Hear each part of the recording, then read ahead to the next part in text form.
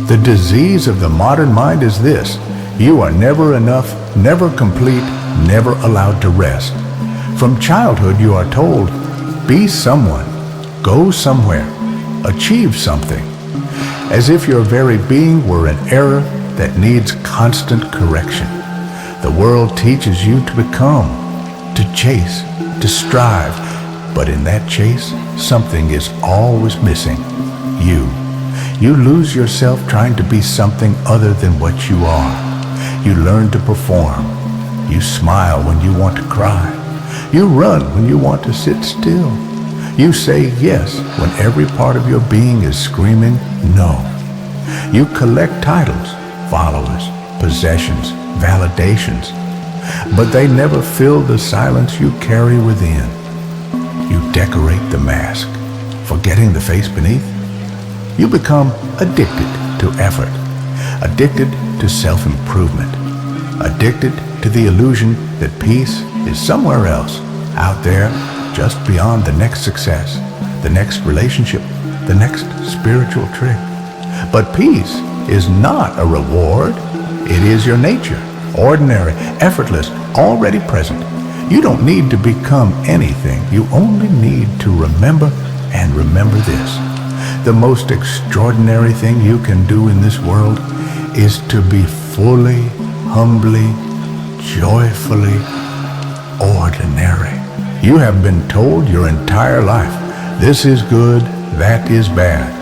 From the moment you were born, the world began dividing you into right and wrong, light and dark, sacred and sinful, not because it wanted to harm you, but because it forgot the beauty of paradox, forgot the holiness of contradiction, forgot that the whole of life is a dance, and every dance needs 2 feet, 2 polarities. You cannot walk with only one leg.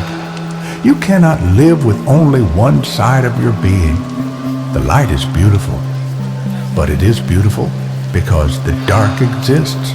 The mind, being conditioned by society, clings to the good and tries to banish the bad.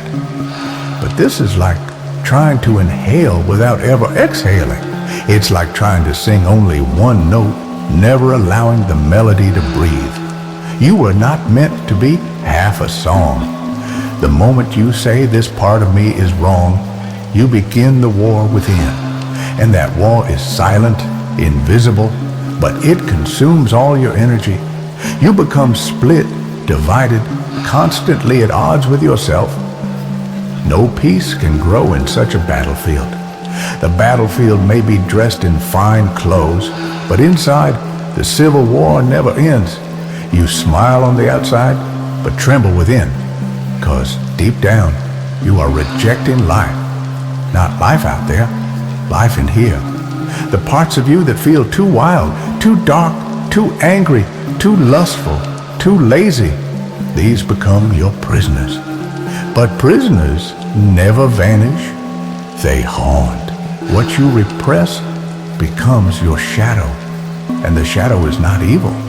It is simply unloved.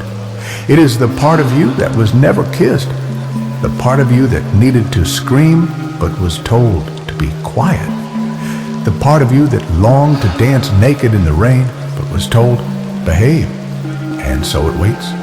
Your unlived life waits. To be whole is not to be perfect. To be whole is to be honest. To say, yes, I have anger, and I am not ashamed. Yes, I feel fear, and I do not run.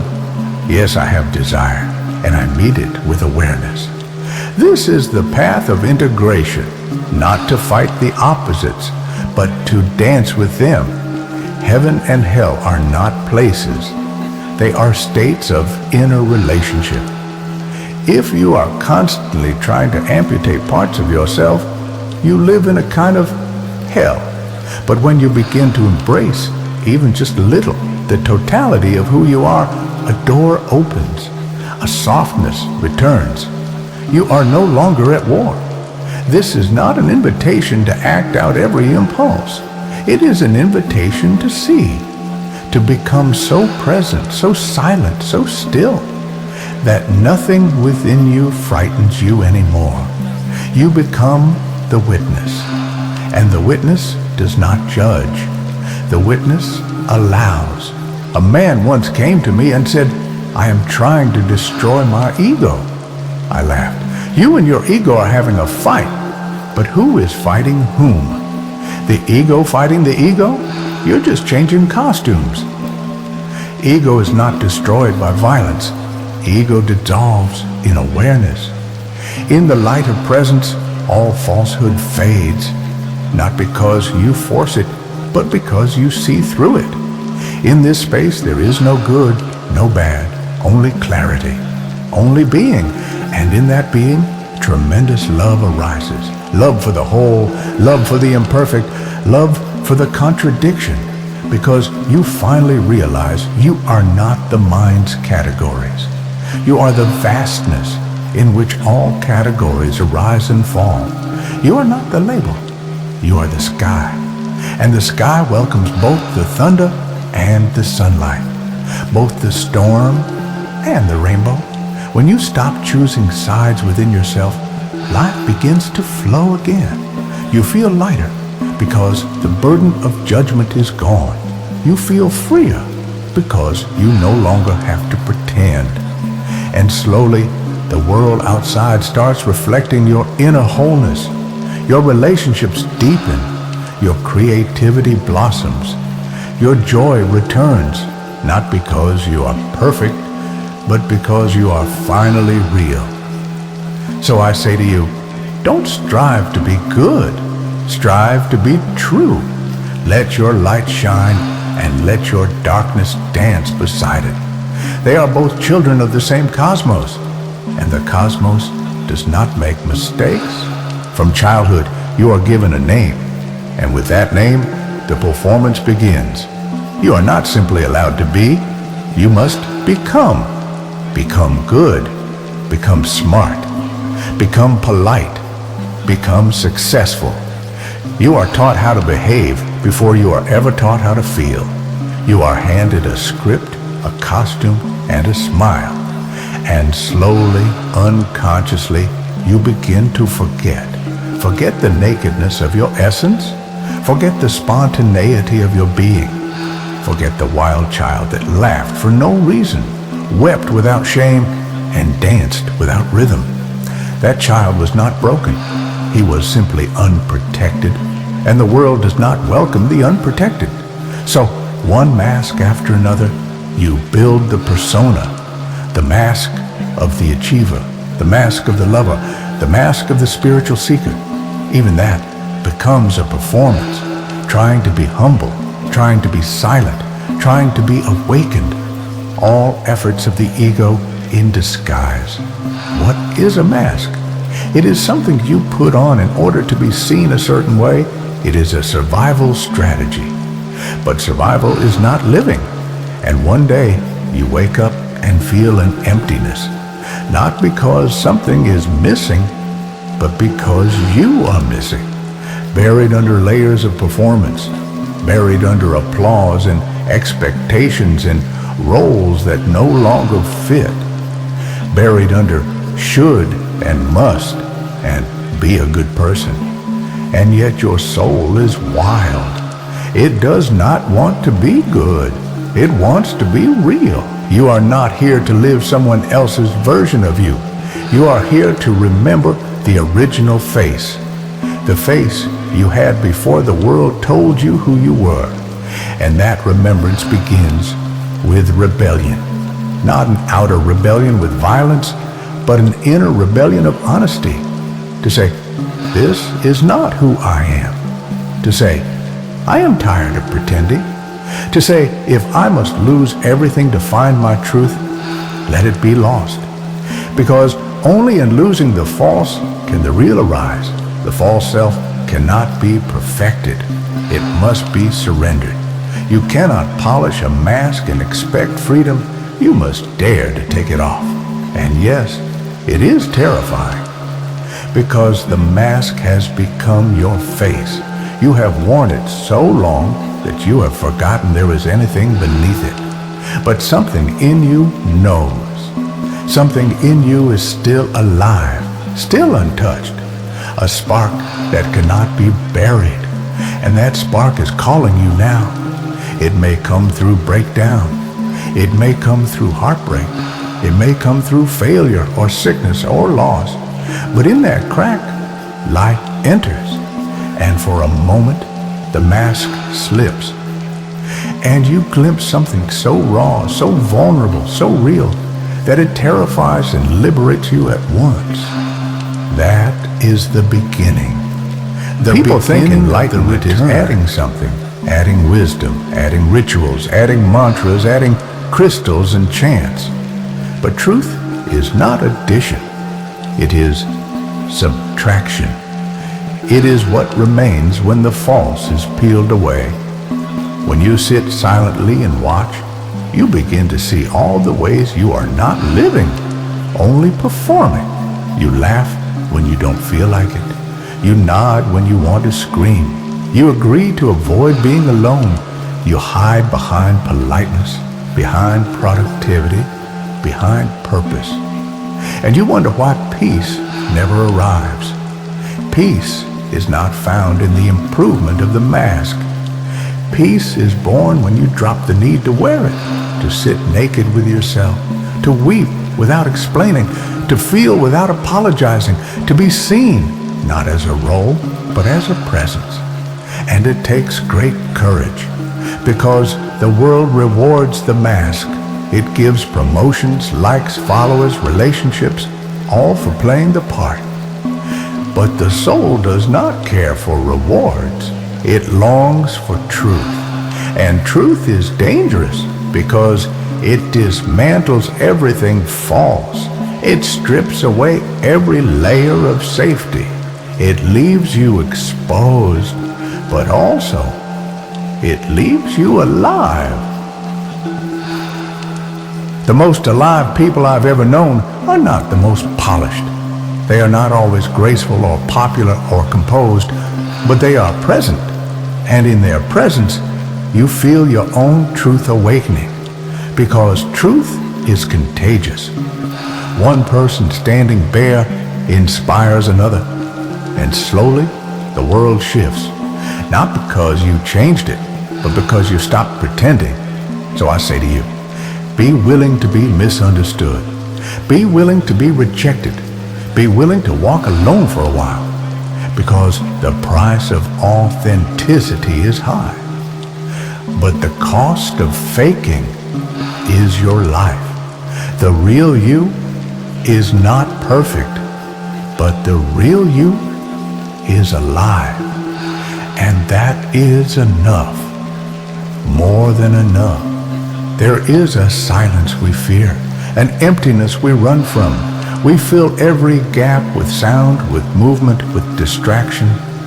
The moment we're alone, we reach for something, a phone, a conversation, a memory, a plan. But why this fear of nothingness? What is it that terrifies us so deeply about being with ourselves without purpose, without identity, without occupation? Because the moment nothing is happening, the truth begins to speak. And we have built our entire lives avoiding that voice, the voice that does not flatter you, the voice that does not entertain, the voice that asks, who are you when you are no longer performing?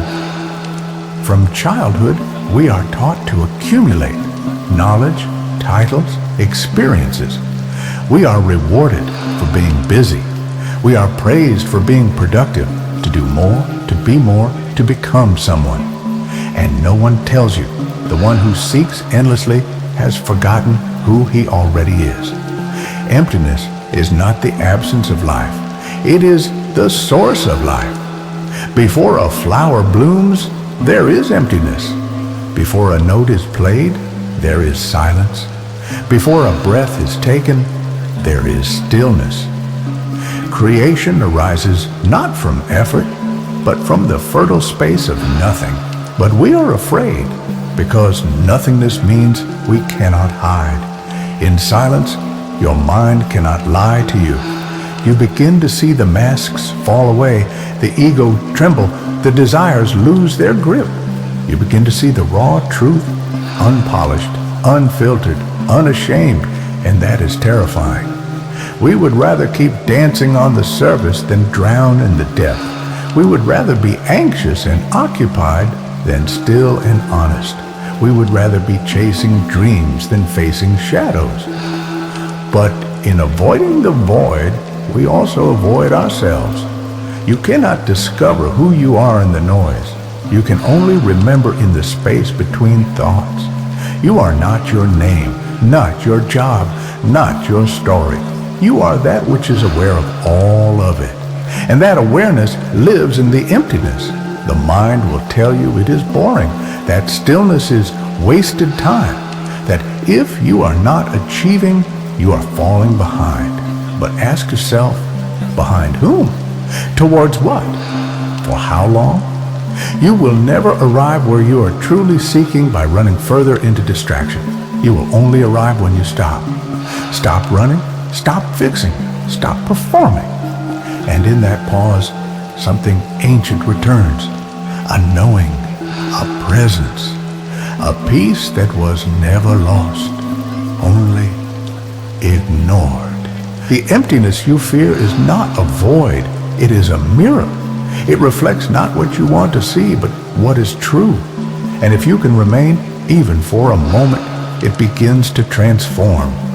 What was once terrifying becomes sacred. What was once empty becomes full, full of presence, full of being, full of silence that nourishes, stillness that heals. It is not that you need to learn more. You need to unlearn, not become something, but unbecome everything you were told until you stand naked in your own truth, empty of illusion, full of life. And this emptiness, this stillness, it is not passive. It is the most powerful force in the universe. From it, clarity is born. From it, love flows without attachment. From it, action arises not from effort, but from intuition, not from fear, but from freedom. Meditation is not an escape. It is not a tool. It is a return to the center, to the silent, untouched space that was never corrupted, to the you that has no label, no duty, no burden. And when you return there often enough, you begin to live from it. You act, but you are not attached. You speak, but you are not noisy. You move, but you are not restless. You become a flute, empty, so the divine can play through you. You become the space between the notes, the silence before the breath, the pause between heartbeats, the being behind the doing. And there is nothing more beautiful than a human who no longer fears the void. Because in that human, life moves freely, not controlled, not possessed, not forced, just flowing, just being. So I invite you, do not fill the silence, let it fill you. Do not fear the emptiness, fall into it, drown in it. Let it dissolve every lie, let it strip every identity. Let it reveal that what you thought was nothing was everything you were ever looking for. There is a child inside you, still alive, still waiting. Not the child you remember, but the one who remembers you. The one you left behind when the world told you to grow up. You became an adult by forgetting softness, by trading wonder for logic, tears for silence, freedom for discipline. And somewhere along the way, you learned to call it maturity. But what if you didn't grow? You escaped your sensitivity, escaped your playfulness, escaped your openness, because the world made them unsafe. You were not born afraid. You learned fear when your joy was too loud for others. You learned shame when your curiosity was punished. You learned guilt when your needs were unmet. The child in you never stopped feeling. He just stopped trusting, stopped believing that someone could hold his pain without trying to fix it, stopped speaking because no one really listened. But he never disappeared. He waits quietly. In your tiredness, he weeps. In your restlessness, he pulls your sleeve. In your anxiety, he begs to be seen. You think you are stressed because of work? You think you are heartbroken because of them? You think you are lost because of your age? But beneath it all, you're just a child longing to be held, not analyzed, not improved, just held. The mind says, move on. The inner child whispers, come back. Come back to the tree you once climbed, to the questions you once asked without shame, to the dancing that needed no music, to the tears that didn't need a reason. You don't need to find the child. He never left. You need to make space for him again, to sit beside him in silence, to let him show you where it hurts and not interrupt. Healing is not a process of fixing. It's a process of reuniting. The adult you've become must meet the child you abandoned. Only then can you be whole. Look at the way you deny your own vulnerability, the way you keep performing even when your soul is begging for rest, the way you say, I'm fine, when you're breaking inside. That's the child, still afraid to disappoint, still hoping someone will notice without being asked. You became strong by suppressing, but true strength is not suppression. True strength is safety, to create space within you where the child feels welcome, where joy is not a reward, but your nature, where tears are not weakness, but language. There is no enemy within you, only fragments waiting to be loved, only parts of yourself that you were told were too much, too sensitive, too wild, too needy.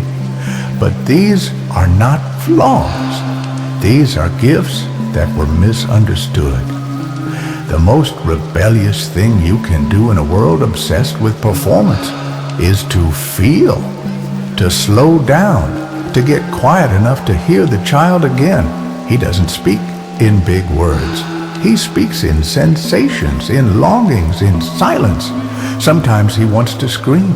Sometimes he wants to hide. Sometimes he wants to curl up next to you and just exist. Let him. You don't heal him by becoming a better adult. You heal him by being the adult he needed. Patient, gentle, present.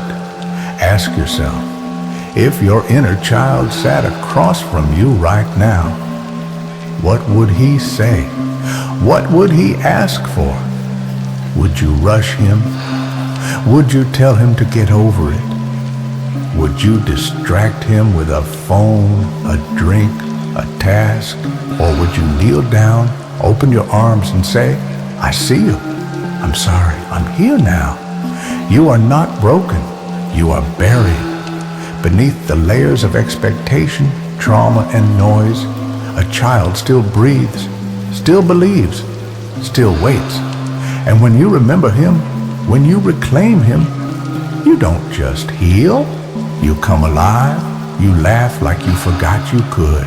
You cry without fear. You dance without choreography. You exist without apology. The most whole people you will ever meet are those who have befriended their inner child, not because they are childish, but because they are no longer ashamed of their innocence. So today, don't try to be stronger. Try to be softer. Don't try to be wiser. Try to be truer. The child you once were is the doorway to the soul you are. Don't shut that door with pride or fear or speed. Open it gently and walk in barefoot. You have been performing your entire life, smiling when you're exhausted, nodding when you disagree, staying silent when your truth burns inside your chest. And no one notices the performance because you've become convincing. You wear your mask so well, you've forgotten it's a mask at all. It started long ago, the moment you realized being real wasn't safe. So you became polite instead of passionate, pleasant instead of powerful, agreeable instead of alive. You traded your authenticity for acceptance, and the world rewarded you. They called you mature, reliable, nice. But deep inside, you became hollow. You laugh, but it's not your laughter. You speak, but it's not your voice. You succeed, but it's not your dream. What people admire is your disguise, but no one has seen you. You've become a reflection of expectation, a collage of roles, child, parent, worker, friend, each demanding a different face, each demanding you be less of yourself to be more for them. And now you're tired, not because life is hard, but because pretending is exhausting. Look closely. How often do you say yes when your body screams no? How often do you shrink to make others feel comfortable? How often do you betray your truth for temporary peace? This is not kindness. This is abandonment. You've abandoned the parts of you that didn't fit the mold. Your anger, too intense. Your sadness, too much. Your dreams, too unrealistic.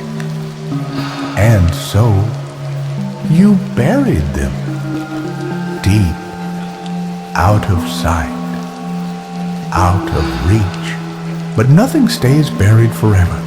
The truth aches to be seen. It leaks through anxiety, burnout, numbness. It sabotages your relationships. It ruins your sleep.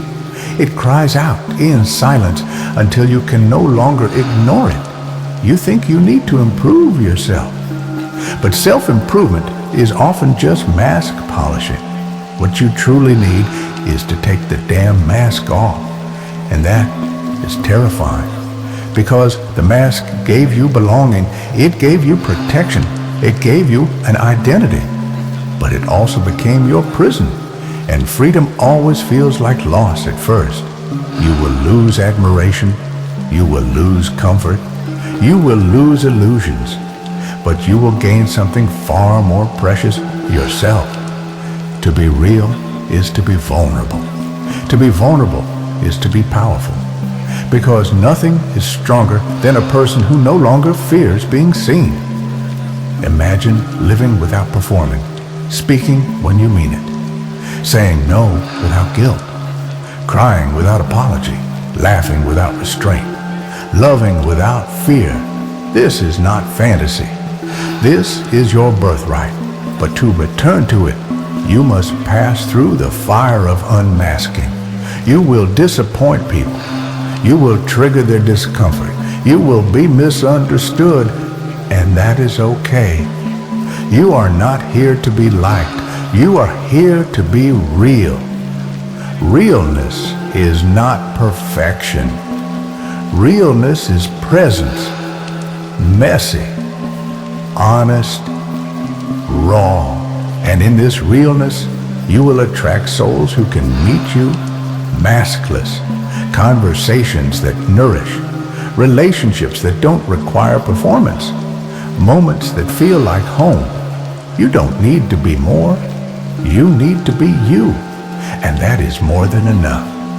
Look in the mirror, not at your reflection, but into your eyes, and ask, whose life am I living? Whose voice am I speaking? Whose dream am I chasing? If the answer is not yours, start shedding layer by layer, lie by lie, expectation by expectation. This is not a breakdown, it is a breakthrough. You are not losing yourself. You are losing who you were never meant to be. And what remains is truth. And truth doesn't need decoration, doesn't beg for applause, doesn't ask for permission. It just is. And it is liberating. So today, remove one mask. Speak one truth. Take one step toward your naked, unfiltered being. It will be uncomfortable. It will be unfamiliar, but it will be yours. And that is the only path worth walking.